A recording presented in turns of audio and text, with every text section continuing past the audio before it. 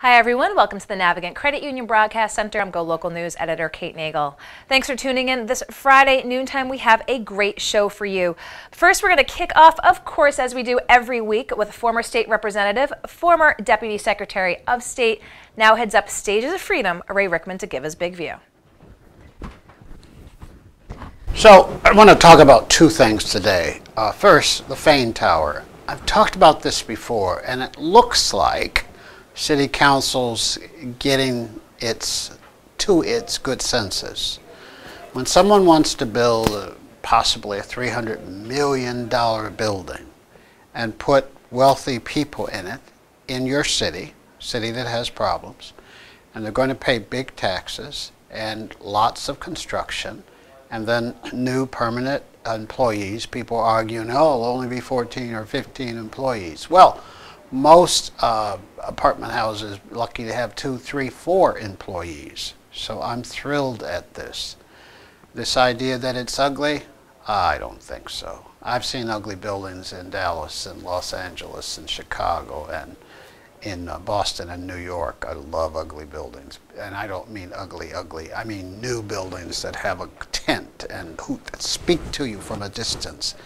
That's what the Fane Group needs to do in order to get people to pay high rents. They have to be in quite the building. I was in Turk's Head today on the 13th floor looking out the window down the bay. You want to talk about something. Now imagine you're on the 33rd floor of this new building looking all the way to Newport on the right day. You'll pay. Now, why am I so much in favor of it besides disagreeing with all my friends, everybody I know, all the cool people?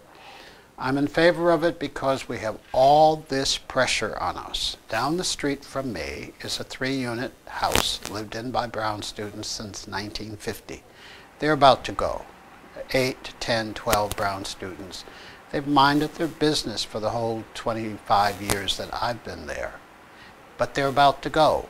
They're about to go because someone's buying the buildings, paying big money for it, putting in $100,000 in improvements. New kitchens, of course, that's what you do.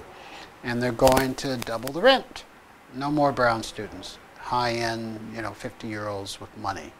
That's what's going on the east side. Every wave is new people with more money. I want them to go to the Fane building, pay high rent, look down on me if they want, and less pressure on the West Broadway section of this city, less pressure on College Hill, less pressure on Summit neighborhood, and even